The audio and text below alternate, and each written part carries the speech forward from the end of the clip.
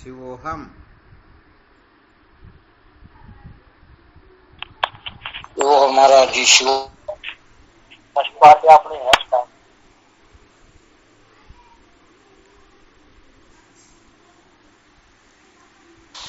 प्रणाम आपके श्री चरणों में बारंबार गुरुदेव। जय हो आपकी। शिवोहम। जय हो।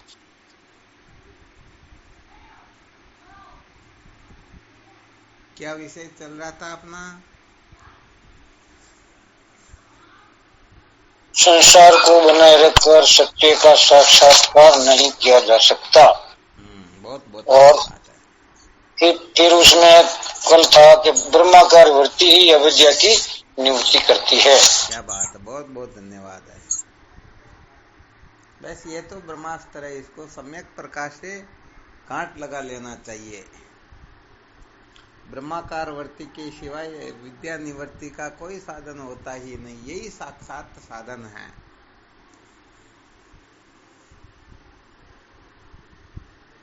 हाँ, बाकी जो है अंतरंग साधन हो सकते हैं, बहिरंग साधन हो सकते हैं, परंपरागत साधन हो सकते हैं, परंतु साक्षात साधन तो केवल और केवल मात्र ब्रह्माकार वृत्ति ही होती है।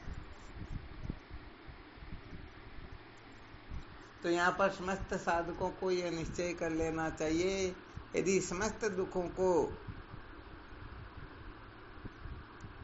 एक साथ धराशायी करना हो, अर्थात समस्त बंधनों से सदा सदा के लिए कृतार्थ होना हो, मुक्त होना हो, छूटना हो, तो केवल और केवल मात्र जीवन में ब्रह्माकार वृत्ति की आवश्यकता होती है।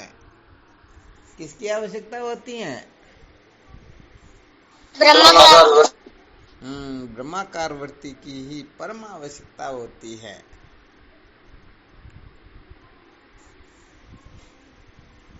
तो बस इस सूत्र को अपने हृदय में अच्छी तरह से बिठा लेना चाहिए।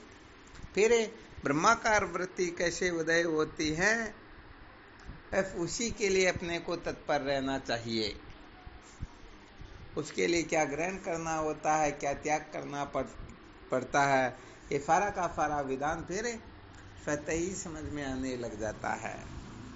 परंतु कम से कम इस प्रकार का निश्चय तो हो ही जाए कि केवल और केवल मात्र ब्रह्माकार वृत्ति ही अविद्या निवृत्ति का साक्षात साधन है। क्या बताया था कल? ब्रह्माकार वृत्ति किसे कहते हैं? ब्रह्म को ठीक ठीक से कुछ जानना। हाँ, ब्रह्म ज्ञानी ब्रह्माकार वृत्ति है, अर्थात ब्रह्म का ठीक ठीक जो बोध होता है उसे ही ब्रह्माकार वृत्ति कहते हैं।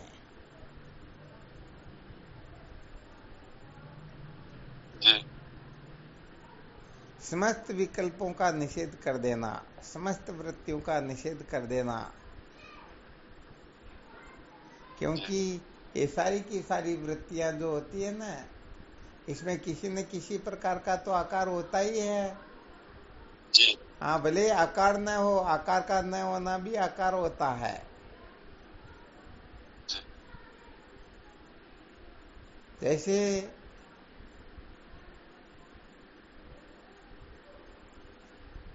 चिंतन और अचिंतन होता है। तो अचिंतन को चिंतन कहेंगे क्या? चिंतन का त्यागी तो अचिंतन है। हाँ, परंतु अचिंतन भी एक प्रकार का चिंतन ही होता है। जैसे बहुत सारे लोग निराकार मानते हैं, तो निराकार एक प्रकार का आकार नहीं है क्या?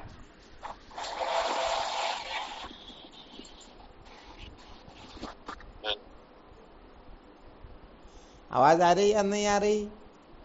आ रही महाराज, आ रही गुरुदेव। मैं तो सोच रहा हूँ बात क्या हो गई भाई। शिवोहम साहब जी। हाँ, शिवोहम। एक मेरे मन में भी आ रहा है भाई। कभी पहले अपने सत्संग कहते थे मोटरसाइकिल चलाना भी सीखना चाहिए, नहीं चलाना भी सीखना चाहिए। हाँ, बिल्कुल सत्य बात है।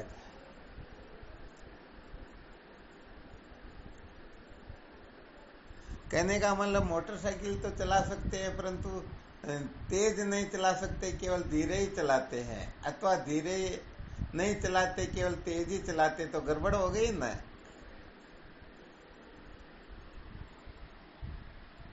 जी महाराज जी। तो जहाँ पर आवश्यकता हो धीरे चलने की वहाँ धीरे चलेंगे, जहाँ तेज चलने की आवश्यकता हो वहाँ तेज चलेंगे।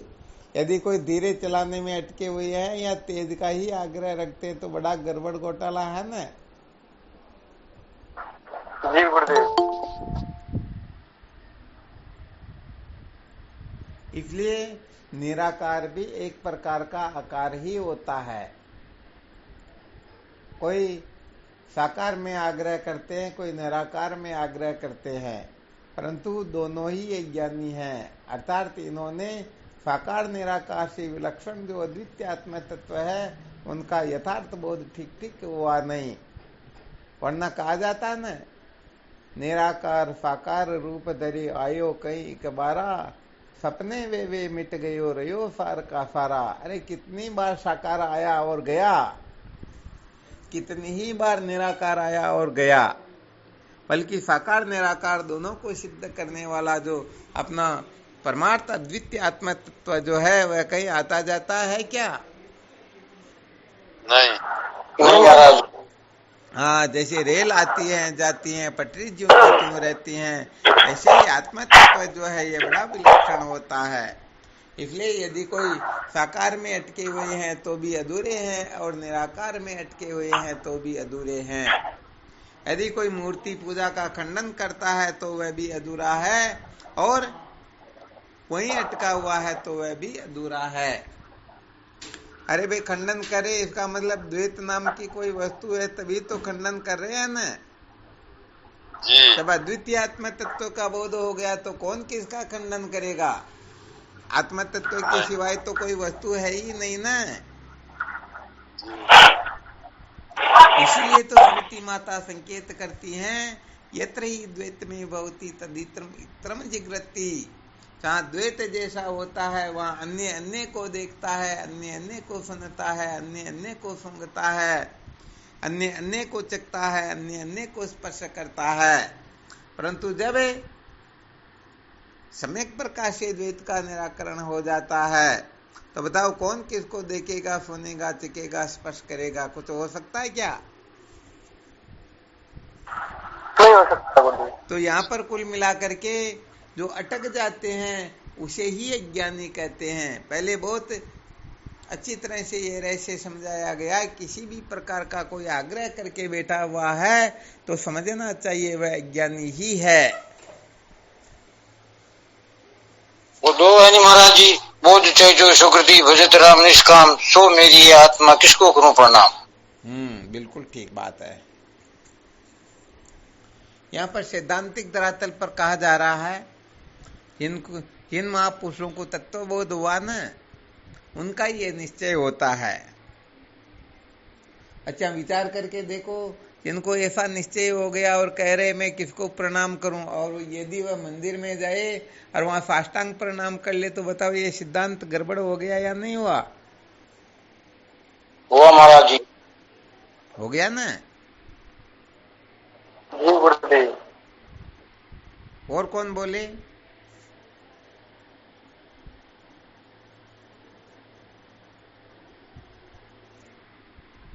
और कोई कुछ बोलना चाहता है क्या?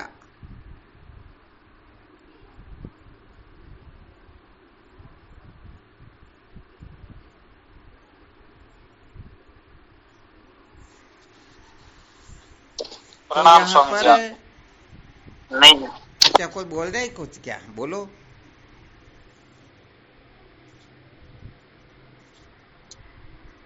स्वामी जी, आप दूसरों को शिक्षा देने के लिए भी तो कर सकते हैं प्रणाम। चलो, ये भी अच्छी बात है।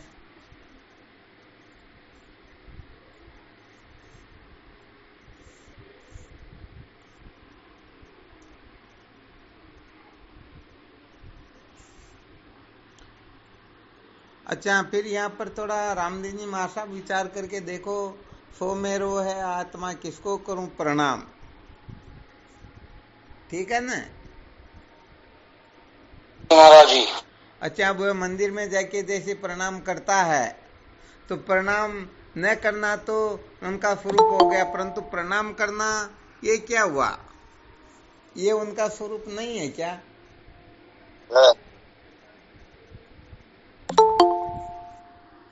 वो श्रद्धा ही है महाराज जी, और तो कुछ नहीं। हाँ, नहीं, बात यहाँ पर ये होती ना, जो सिद्धांत होता तो अभी जो जैसे बताया गया, चाहे निराकार की कल्पना करो चाहे साकार की कल्पना करो, दोनों अधूरे ही होते हैं। कहने का मतलब सदा सर्वदा इस बात का अच्छी तरह से ध्यान रख लेना चाहिए। जो ज्ञातज्ञेय महापुरुष होते हैं, जो ब्रह्मवेता होते हैं, जो जीवन मुक्त होते हैं, उनके लिए न करने से प्रयोजन होता है, न करने से प्रयोजन होता है। यदि किसी का करने से प्रयोजन है, किसी का न करने से प्रयोजन है, तो दोनों ही अज्ञानी हैं। क्या है? अज्ञानी। हाँ, वह दोनों ही अज्ञानी, क्योंकि एक तो करने में अटका हुआ है, एक न करने में अटका हुआ है। तो वैसे ये आपने जो बात बताई बिल्कुल गड़बड़ हो जाती, क्योंकि सो मेरो है आत्मा किसको करूं प्रणाम, ऐसा जिनको निश्चय हो गया वह स्वर को प्रणाम करे, फिर भी उनके लिए द्वैत नाम की कोई वस्तु नहीं है, और किसी को प्रणाम न करे तो भी द्वैत नाम की कोई वस्तु है ही नहीं। यहाँ पर यदि वह आग्रह कर लेता है कि मैं ऐसा हूं, मैं किसको प्रणाम करूं, तो वह भी एक प्रकार का अज्ञानी ही है। जैसे एक व्यक्ति मंदिर में गया, वहां जाकर के समझो भगवान को प्रणाम नहीं करता है, तो वेदांत के मूर्धन्य विद्वानों का कहना है कि इस उल्लू के पट्टे ने अपने हाथों को ब्रह्म बना लिया, इन अपने हाथों को वेदांती बना लिया। तो ऐसा होता है क्या? अरे भाई, तुमको प्रणाम नहीं करना तो वहां जाना ही क्यों है?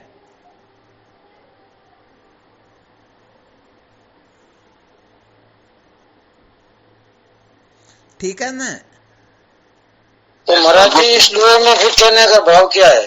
हाँ, इसमें तो बताया गया न, सो मेरो है आत्मा काको करूं प्रणाम, जिनको अद्वितीय आत्म तत्व का बोध हो गया, जिनकी दृष्टि में द्वैत नाम की कोई वस्तु है ही नहीं, अब वह किसको प्रणाम करेगा? किसी को भी नहीं करेगा ना। उसकी तो वो सर्व आत्मा ही तो है भी। अच्छा, फिर यहाँ विचार करके देखो, सर्वे सर्वा आत्मा ही है, फिर भी यदि ये संसार उनको प्रतीत होता तो संसार उनको अपना स्वरूप ही प्रतीत होगा या नहीं होगा? बिल्कुल। फिर वो अच्छा, अपना स्वरूप प्रतीत होता है तो वह यदि किसी को प्रणाम भी करता तो स्वयं को ही कर रहा है या दूसरों को कर रहा? वो तो स्वयं को ही कर रहा है। सो मेरो है आत्मा का को करूं प्रणाम, अर्थात वो चाहे 24 घंटे किसी को प्रणाम करे, फिर भी वह समझता है कि मैं मेरे को ही प्रणाम कर रहा हूं, मेरे सिवाय तो कोई दूसरी वस्तु है ही नहीं। वो सिया राम में सब जग जानी करूं प्रणाम। ये बात बिल्कुल सत्य बात है। तो कहने का मतलब यहाँ पर वो महात्मा चाहे प्रणाम करे या न करे, वो निश्चित रूप से अपने स्वरूप में स्थित हो गए हैं। अब उनको तो यदि कोई कह दे कि तुम उनको प्रणाम करो, तो कह देते सब मेरा स्वरूप, मैं किसको प्रणाम करूं? तो ये प्रणाम करना और न करना, यदि आग्रह करके कर रहे हैं तो वह ज्ञानी है, और यदि आग्रह निकल गया तो समझो वह ज्ञानी है।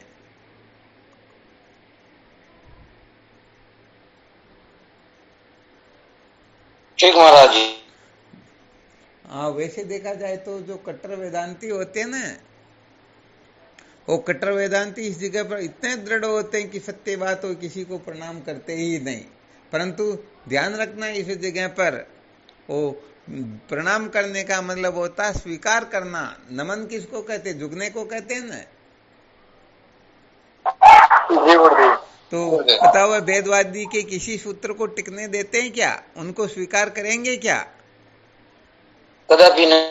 हाँ, कदापि नहीं करेंगे, उनको तुरंत निरुत्तर कर देते हैं। इसलिए सो मेरो है आत्मा किसको करूं प्रणाम, अब मैं किसको प्रणाम करूं, अर्थात किसको स्वीकार करूं, किसको महत्व दूं, किसके पीछे पागल हूं, मेरे सिवाय कोई दूसरी वस्तु है ही नहीं ना। तो हालांकि ये निष्ठा भी होती है। तुलसीदास जी महाराज जब वृंदावन जाते हैं ना, तो वहां पर तो भगवान कृष्ण के सिवाय मूर्तियां ही नहीं है। सब ज्यादा से ज्यादा मंदिर भगवान कृष्ण के है या नहीं है? टोटल कृष्ण में ही है वो। हाँ बिल्कुल। तो जब तुलसीदास जी महाराज जाते हैं तो वहाँ भगवान कृष्ण की मूर्ति को देखकर प्रणाम ही नहीं करते हैं। निष्ठा खरी थी, उनकी निष्ठा बड़ी विलक्षण थी या नहीं थी? बिल्कुल थी महाराज। हाँ,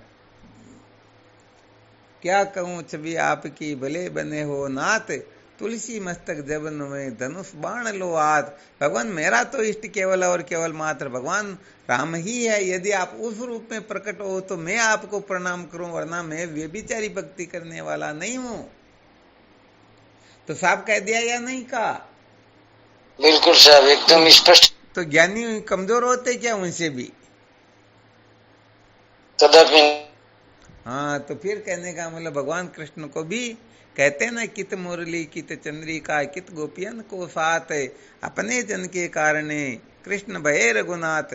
भगवान कृष्ण उसी समय भगवान राम का रूप प्रकट करते हैं और फिर तुलसीदास जी महाराज प्रणाम करते हैं। तो वैसे थोड़ा संकेत कर देते हैं कि ये अभिमान जो होता है ये बड़ा खतरनाक होता है। यदि कोई अभिमान बढ़ाने के लिए ऐसा करता है तो समझो उनको अभी तक ज्ञान हुआ ही नहीं, क्योंकि जिनको यथार्थ बोध हो जाता है उनकी दृष्टि में सब ब्रह्म ही है। इसलिए प्रणाम करना भी ब्रह्म होता है, न करना भी ब्रह्म ही होता है। तो आग्रह करके, अभिमान करके मैं श्रेष्ठ हूं, ये मेरे सामने क्या है, मेरे सामने इनकी क्या औकात, ऐसी कुछ अनर्गल बातें अपने खोपड़े में बिठा के फिर जो नाटक करते हैं ना, वो तो महामूर्ख होते, वो वास्तव में समझते ही नहीं। वो तो महाराज जी अभिमान हो जाओ। हाँ, ये बेस्ट, धन्यवाद। बस इतना ही करना चाहते हैं। तो अभिमान करके जो फूले फिरते उनकी बात अलग होती है, और जो सहज स्वाभाविक रूप से होता तो महापुरुष तो अपनी मस्ती में मस्त रहते, वो इंद्र की भी परवाह नहीं करते, ब्रह्मा विष्णु शंकर की भी परवाह नहीं करते हैं। करते हैं क्या? कदापि नहीं। और करते हैं तो फिर ज्ञानी किस बात के हो? वो तो बस मत वाले मस्त रहते हैं बस। हाँ, वो तो बताया ना, आनंदम ब्रह्मणो विद्वानम न विभेति कुतश्चन। ब्रह्मानंद का जिनको अनुभव हो जाता है वह किसी से भयभीत तो होता ही नहीं, यहाँ तक कि ईश्वर से भी भयभीत नहीं होता वह, क्योंकि बंधने से पहले जो होता है, बिगड़ने के बाद में जो रहता है, बस उस स्वरूप में वह स्थित हो जाते हैं। इसलिए जिनको ब्रह्मानंद का अनुभव हुआ, जिनको आत्मा साक्षात्कार हुआ, सचमुच में उनकी गतिमति बड़ी विलक्षण होती है, कोई जान ही नहीं पाते हैं। अरे जानने की तो क्या बताएं, थोड़ा संकेत कर देते हैं। अच्छा, माया को जानना बड़ा विलक्षण काम है या माया के अधिष्ठान को जानना और विशेष बात है? माया के अधिष्ठान को ही। हाँ, वरना माया को जानना कोई बड़ी बात थोड़ी, माया तो ब्रह्म के एक अंश में है। तो ये तो बनने बिगड़ने वाली, इसका कोई ज्यादा औचित्य थोड़ी ही है। तो यहाँ पर कहने का मतलब माया को जानने से भी अनंत गुणा श्रेष्ठ काम होता है उस आत्म तत्व को जानना, ब्रह्म तत्व को जानना। विचार करके देखो, भगवान राम जब जंगल में सीता के वियोग में पागल होकर के भटक रहे थे, सीते सीते सीते चिल्ला रहे थे, वृक्षों से भी पूछ रहे थे,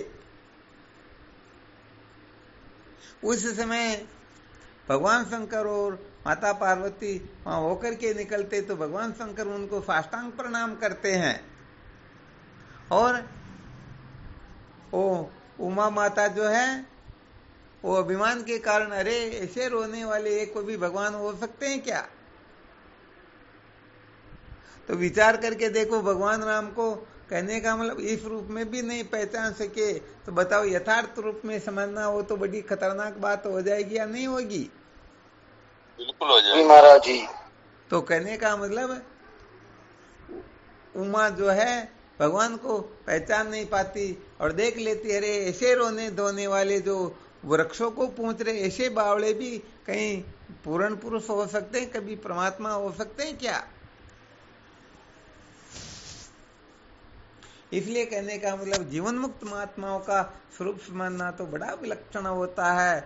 वेदांत के जो थोड़े ऊंची कोटि के जो ग्रंथ होते हैं ना, उनमें स्पष्ट वर्णन आता है, क्वचित शिष्ट क्वचित पृष्ठ क्वचित भूत पिशाचवत नाना रूप धरो योगी विचार मही तले।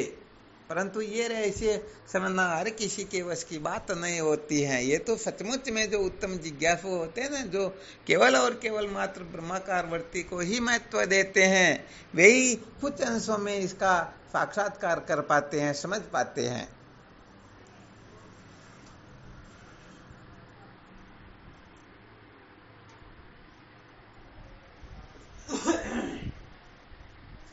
तो यहाँ पर सो मेरो है आत्मा का को करूं प्रणाम। ये जो निश्चल दास जी महाराज लिख रहे हैं अपने स्वरूप में स्थित होकर के, अर्थात मैं सच्चिदानंद अद्वितीय ब्रह्म हूं, ऐसा निश्चय करके लिख रहे हैं। यहाँ पर देह में अभिमान करके या जीवपने में अभिमान करके नहीं लिख रहे हैं।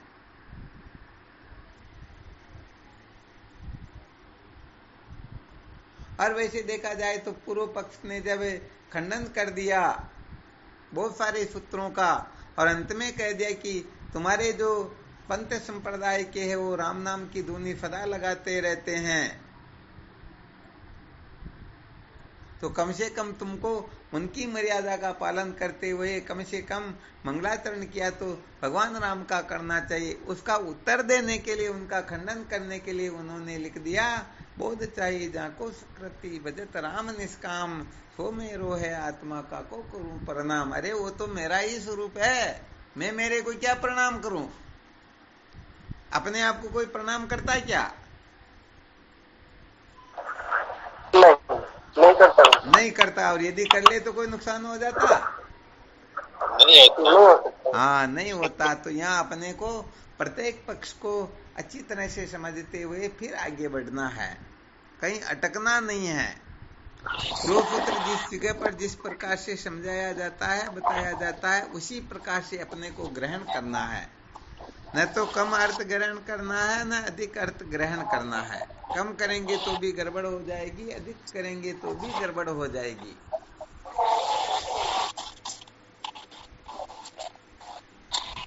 मतलब आग्रह किसी में नहीं रखना। आग्रह किस बात का? अरे द्वैत नाम की कोई वस्तु है ही नहीं। द्वैत नाम का कोई कचरा हो तो आग्रह रखिए कि भाई ये मेरा, ये तुम्हारा, इसको छोटा डाल दे। छोटा बड़ा तभी दिया जाता ना, अपना पराया हो तब। जब सब रूप है तो बताओ किसका ग्रहण करे, किसका त्याग करे? साक्षी ब्रह्म स्वरूप है, नहीं भेद को गंध। क्या बात। यहाँ राग द्वेष मति के धर्म बताए गए, परंतु यहाँ पर तो और बहुत ऊंची कक्षा है। यहाँ तो द्वैत का खाता ही समाप्त कर दिया। सही बात है। सो मेरो है आत्मा, सब मेरा ही स्वरूप है, मेरे से बिन कुछ है ही नहीं ना। यहाँ राग हो तो उनको परवाह थोड़ी होती, द्वेष होती। न तो द्वेष से डरते न राग में आसक्त होते। कितना भी राग और द्वेष क्यों नहीं हो, इसीलिए तो संसार के लोगों को तो संत महात्मा छुड़ाते हैं। जी स्वामी जी, बहुत ही धन्यवाद। राग द्वेष छुड़ाते, परंतु जब वो सारे राग द्वेष छूटेंगे तो जाएंगे कहाँ पर? तो संतों को तो रखना पड़ेगा ना। समुद्र में तो सब हो जाता या नहीं होता? कितनी भी नदियां आकर के मिले तो हो जाता है। जी स्वामी। हाँ, कोई छोटे छोटे वो जलाशय जो होते हैं उनमें यदि 2-4 नदियां आके मिले तो 2-5 मिनट में पता नहीं कहाँ जाएगा, टूट फूट हो करके। इसलिए साधकों को, जिज्ञासुओं को ही अच्छी तरह से निश्चय करना होता है कि मैं क्या करना, क्या नहीं करना। बाकी तत्ववेता महात्मा तो ज्ञात क्या ही, वो तो कृत्य हैं, उनके लिए कोई कर्तव्य शेष थोड़े ही है। नहीं है स्वामी। हाँ, इसलिए उनके अरे कहाँ तक कहा जाए, ज्यादा नहीं कहते हैं। जब स्वाध्याय होगा तब सुनाएंगे, अभी कोई पागल हो जाएंगे तो थोड़ा ठीक नहीं रहेगा।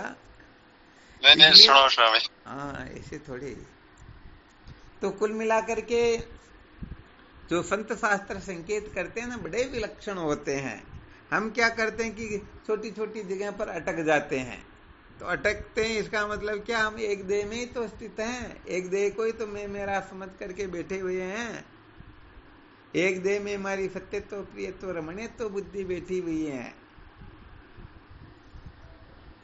तो ये ब्रह्म विद्या है, यहाँ गड़बड़ घोटाला नहीं चलता है। यहाँ पर तो आत्मा तत्व का बोध हो गया तो उनकी मुक्ति को रोकने वाला अनंत कोटि ब्रह्मांड में कोई है ही नहीं। क्योंकि आत्मा का ब्रह्मत्व जानने के पश्चात कुछ कर्तव्य शेष रहता ही नहीं। जिन्होंने निश्चय किया मैं अद्वितीय ब्रह्म हूं, अब उनको क्या करना, जानना, पाना, छोड़ना शेष रहेगा?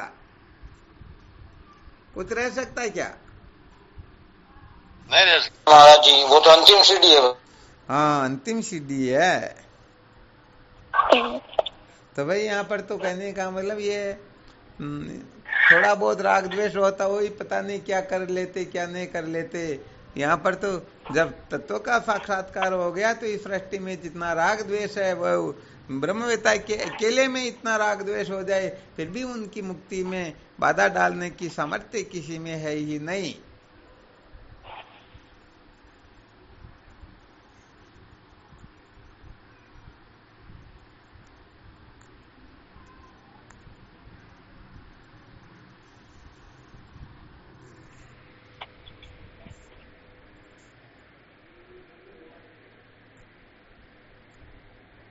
तो कुल मिलाकर के एक अंतःकरण में किसी भी प्रकार का आग्रह कर लेना, एक शरीर में कर लेना, इंद्रियों में कर लेना, प्राण में कर लेना, मन में कर लेना, बुद्धि में कर लेना, पंचकोश तीन अवस्था तीन शरीर किसी में भी आग्रह करके कोई बैठा हुआ है तो समझ लेना चाहिए वह ज्ञानी ही है, वह ज्ञानी है ही नहीं।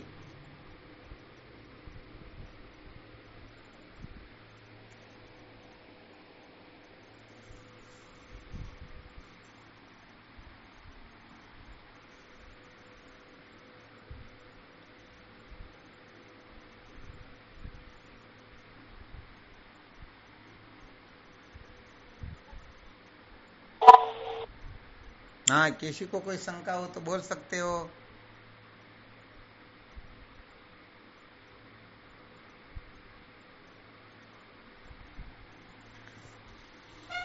प्रणाम स्वामी जी आपके श्री चरणों। हाँ शिवोहम।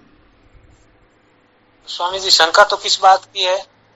तो स्वामी जी ये ज्ञान जो है बड़ी विचित्र कहानी है। ये तो एक तरफ तो ये भी कह देते हैं सब कुछ करते हैं वे ज्ञानी है, और कुछ नहीं करते वे भी ज्ञानी।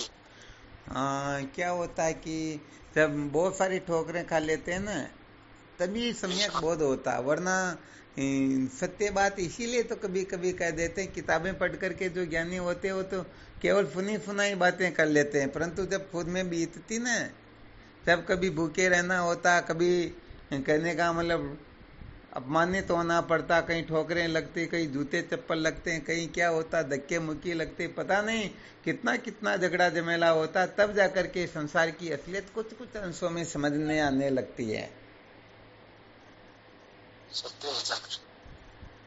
वरना संसार का असली स्वरूप समझ में थोड़े आता, नहीं आता स्वामी जी। हाँ, बड़े बड़े कष्ट उठाने होते हैं, वरना घर में बैठ के तो दिशा का ज्ञान तो हर कोई कर लेता है। बिल्कुल। हाँ, उदय बाबा जी महाराज ने अलीगढ़ विश्वविद्यालय के प्रोफेसरों को जो फटकारा ना, जी स्वामी, गजानंद सरस्वती जी महाराज को कह दिया ना, इन मूर्खों को क्या तुम 3 घंटे में ही वेदांती बना दोगे? पता तुम्हारे को कहाँ सर्दी सहन करनी होती, कभी मान कभी अपमान, कभी पैरों से खून निकलते थे, 3-3 दिन तक 5-5 दिन तक रोटी खाने को नहीं मिलती थी, कितना कितना अनंत अनंत प्रकार का कष्ट उठाया, 20 वर्ष लग गए, तब जाकर के तुम्हारे को बात समझ में आई, तब जाकर के वेदांत का क्या सिद्धांत है वो समझ में आया। जी गुरुदेव, बिल्कुल सत्य। ये बातें करने कराने में तो क्या कि जब बड़े बड़े कष्ट होते हैं ना, जीवन में संकट गड़बड़ घोटाले होते, तब पता चलता कि हम सचमुच में कितने प्रतिशत साधक है, कितने प्रतिशत सत्संगी है। हलराम जी महाराज का दृष्टांत आता है या नहीं आता? हरलाल राम जी महाराज अराई वाले, हाँ, उनके दोनों बेटों का मर्डर कर दिया, पुलिस वाले चले गए, फिर भी उन्होंने कह दिया अरे तुम यहाँ क्यों आए हो, अब जो करना था वो करना चाहिए था। उन्होंने कहा कि नहीं आपकी वहाँ आवश्यकता, तो कह दिया भाई आज तो मेरे यहाँ सत्संग है, कल वहाँ पर है, परसों मेरे गुरुदेव के आश्रम पर सत्संग, उसके बाद में मैं देखूंगा, तब मैं आऊंगा। तो बातें करने के पैसे थोड़े लगते, ऐसी निष्ठा थोड़े होती है अपनी, नहीं होती स्वामी जी। हाँ नहीं होती, इसलिए बातें तो करने में कोई बड़ी बात नहीं है। सचमुच में हम बड़े से बड़े संसार के आनंद को, संसार के आश्रय को, संसार की मौज मस्ती को, संसार के पद पदार्थों को हम छोड़ सकते हैं या नहीं छोड़ सकते हैं? या तो रुपए 2 रुपए के लिए लड़ पड़ते हैं। बिल्कुल सत्य वचन। इसलिए पावर चाहिए यहाँ पर, त्याग का, वैराग्य का, जिज्ञासा का, गुरु भक्ति का।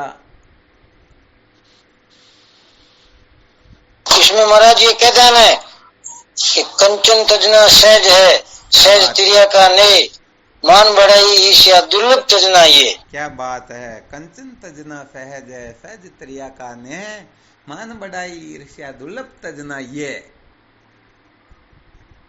यहाँ पर तो थोड़ा बहुत कंचन का त्याग कर दे या भोगों का त्याग कर दे तो भी फूले फूले फिरते, हमारे जैसे संसार में कौन है? तो ये बड़ा गड़बड़ घोटाला। वास्तव में देखा जाए तो ब्रह्म विद्या के सामने अनंत अनंत अनादिकाल के जितने भी पुण्य साधन भजन जो कुछ भी है ना, वो भी ज्ञान के सामने अरबवे अंश के बराबर भी नहीं होता है। परंतु गड़बड़ घोटाला यही होता है कि हमारे में थोड़ी बहुत विशेषता हो, थोड़ा बहुत त्याग हो, वैराग्य हो, या कुछ ऐसा विशेष हो तो हम उसको लेकर के फूले फूले फिरते, हमारे सामने कौन क्या है। तो सच्ची बात यह कि यथार्थ बोध नहीं होने का मुख्य कारण यही होता है, उनको पता ही नहीं कि ज्ञान क्या होता है।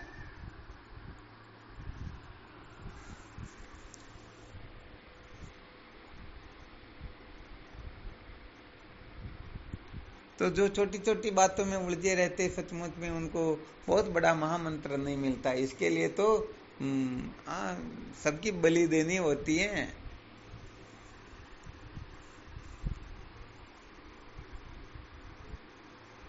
हाँ महाराज जी, किताबी ज्ञान से पारा पड़ नहीं सकता। सवाल ही नहीं महाराज, या तो महापुरुषों की कितनी ठोकरें लगती है ना, तब जाकर के जीव अपने हृदय में कुछ वो दिव्य ज्योति जागृत होने लगती, तब जाकर के वो तीसरा नेत्र खोलने लगता, तब जाकर के जीवन मान और सचमुच में आनंदमय होने लगता है। वो कोई गया ना प्रोफेसर किसी महात्मा के पास में जाकर के कहा, भगवान मैं बड़ा दुखी हूँ, कृपा करो, क्या करूं? तो कहा, बेटे दुख से छूटना चाहता तो भगवत गीता पढ़। और वो प्रोफेसर एकदम खड़ा हो गया, चौंक गया, कहने लगा, महाराज जी अभी तक आपको पता ही नहीं है, मैं कॉलेज में प्रोफेसर हूँ और मैं गीता का स्वाध्याय करवाता हूँ। शायद आपने जीवन में जितनी बार गीता नहीं पढ़ी उतनी बार तो मैंने समझा दी, और आपको तो एक सूत्र को 10-10, 20-20 प्रकार से समझा करके आप भी मेरे सामने कुछ नहीं बोल पाओगे, ऐसा मैं समझा सकता हूँ। तो महात्मा ने कहा, बेटे अभी तक तूने मौज मस्ती के लिए, खाने पीने के लिए, धन दौलत के लिए, पद प्रतिष्ठा के लिए गीता को पढ़ा होगा। अब विद्या की निवृत्ति जीवन का लक्ष्य बना, फिर गीता पढ़, तब पता चलेगा कि भगवत गीता क्या वस्तु होती है। आ गया ना चित्र ऐसे समझ में? जी महाराज जी। जी गुरुदेव।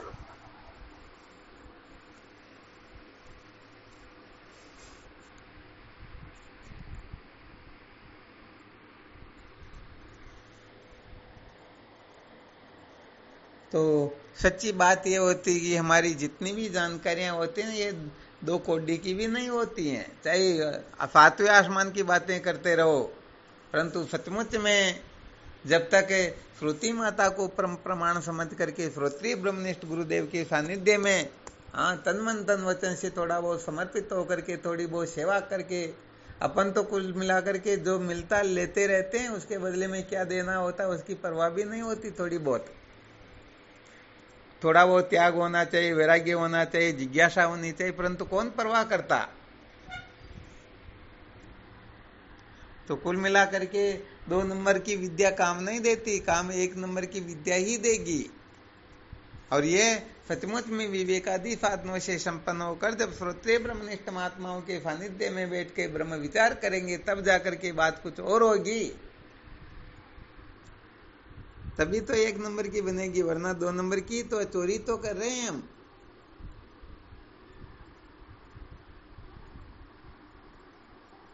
सत्य वचन है गुरुदेव।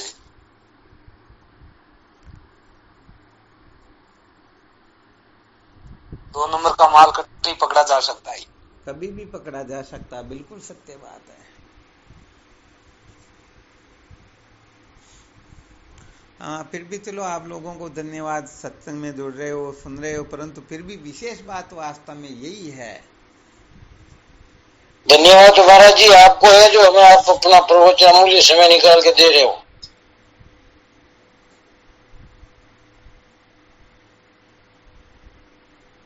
हाँ चलो, ये तो साधकों का ही पुण्य, कोई ऐसी बात नहीं है। पुण्य तो था जब भी आप जैसे महापुरुषों से पल्ला पड़ा। हाँ, बहुत बहुत धन्यवाद है।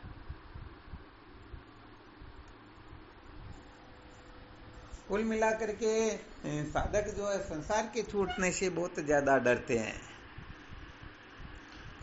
कोई हमारे को लूट न ले, हमारे धन को बर्बाद न कर दे, हमारे पद प्रतिष्ठा पर किसी प्रकार का किसी प्रकार की आंच आदि ना आ जाए, ऐसी बहुत सारी शंकाएं मन में रहती। स्वामी जी मन में रहती क्या है, मन तो खाली है ही, कौन का तो गरुड़ो है। पहले वो बहुत समय तक धर्म की कक्षा का वर्णन चलाना है, तो धर्म की कक्षा में धन का 10वां हिस्सा निकालना, तो जैसे ही नाम चलता तो सब मौन हो जाते, कोई हिम्मत नहीं कर पाता कि हम इस जगह अड़िग रहेंगे, खड़े गए, चाहे भूखे रहेंगे, प्यासे रहेंगे, कष्ट उठाना होगा उठाएंगे, परंतु धर्म की जो मर्यादा उसके अनुसार हम पूर्ण रूप से अपने जीवन को बना करके बताएंगे। तो कोई एक दो साधक ऐसी दृष्टि में आते, वरना ठीक है सब महापुरुष है, क्या करें। तो संसार को ज्यादा महत्व देना ही वास्तव में बहुत बड़ा रोड़ा हो जाता है।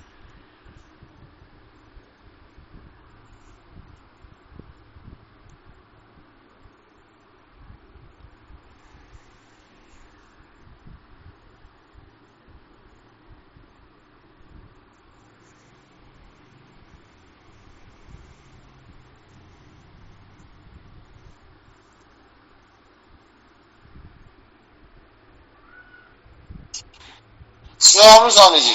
हाँ शिवोहम। अब क्या करें स्वामी जी, अब पछताए क्या होता है जब चिड़िया चुग गई खेत। ऐसी तो कोई बात है ही नहीं, वो तो चिड़िया को तो हम ही चुगाते हैं ना।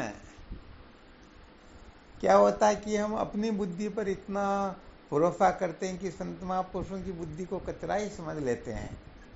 जो भी संकेत करते हैं अपने को ये करना, तो बिल्कुल नहीं करते हैं। संसार के लोग कुछ भी कह दें ना तो तुरंत कर लेते हैं, और संत महात्मा कह दे ऐसा अपने को करना तो समझो जैसे वो कान में मली आ गई एक तरह से। घरवाली कह दे ये करना तो तुरंत कर लेते हैं या नहीं कर लेते हैं। स्वामी जी वो तो घरवाला कह दे तो तुरंत कर लेते, नहीं कर लेते। क्या हुआ? तो स्वामी जी करना ही पड़े, नहीं करा तो बस बड़ा कटे। हाँ सत्य बात है। तो फिर वो घर के ही तो अधिकारी हुए। मैं तो स्वामी जी बड़ा गुरु भाई है।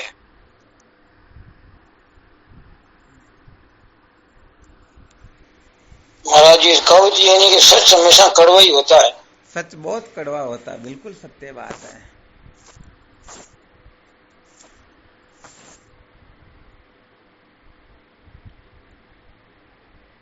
ये तो ठीक हमारा स्वभाव सुनाने का, इसलिए सुनाते रहते, परंतु धर्म की कक्षा को भी ठीक प्रकार से जो उत्तीर्ण नहीं कर पाएंगे तो आगे उनकी निष्ठा बनना, समझ में आना या जीवन मुक्त की अवस्था प्राप्त होना, भरोसे मत रहना। ठीक है, जो कुछ भी होगा कहना सुनना तो चलता रहेगा, जीवन भर कोई बड़ी बात नहीं है।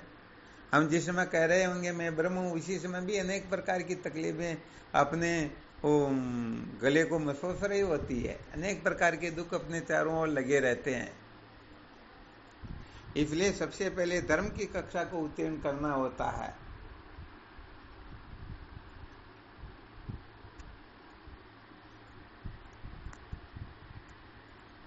धर्म की कक्षा शुरुआत होती है और गुरुदेव की कक्षा समाप्ति की कक्षा होती है।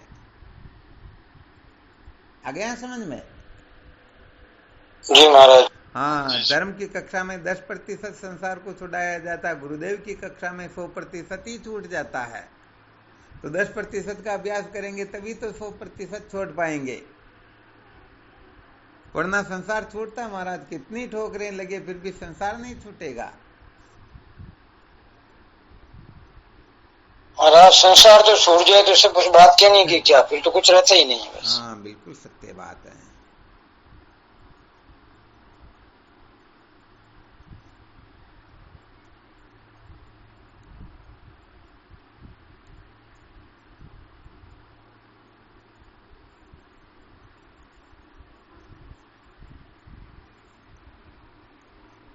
चलो ठीक है, ये और मन कोई पर शंका हो तो देख लो। ब्रह्माकार वृत्ति का बस खूब महत्व समझना अपने को। इसको जितना महत्व देंगे उतने ही हम समस्त साधनों से संपन्न होते जाएंगे।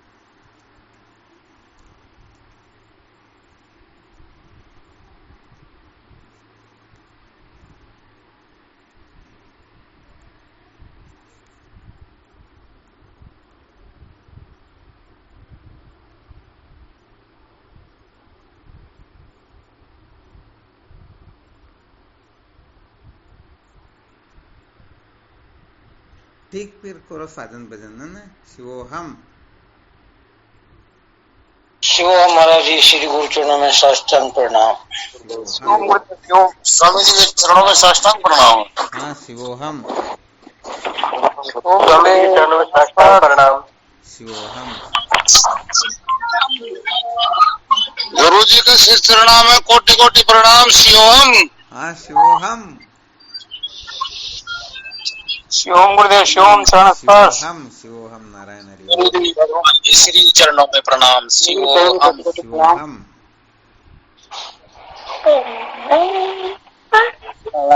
वे भगवान के श्री चरणों में साष्टांग दंडवत प्रणाम। शिवोहम। शिवोहम। प्रणाम गुरुदेव, आपके श्री चरणों में बारंबार जय हो, आपकी जय हो।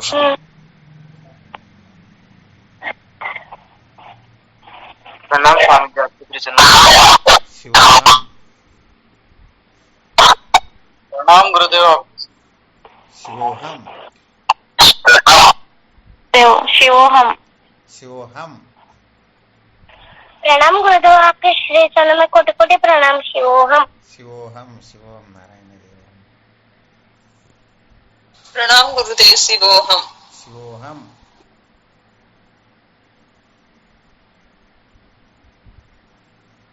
प्रणाम गुरुदेव। शिवोहम। हाँ, शिवोहम।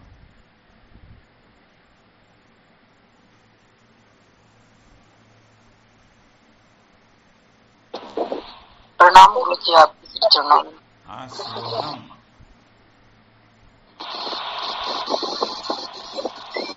श्री चरणों में शिवोहम। शिवोहम।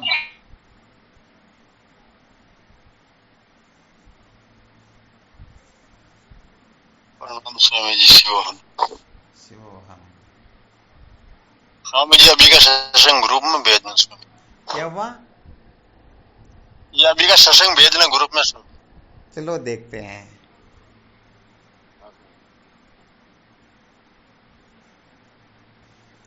ठीक, शिवोहम। शिवोहम। प्रणाम। शिवोम शिवोम शिवोम हाँ, शिवोम। शिवोहम।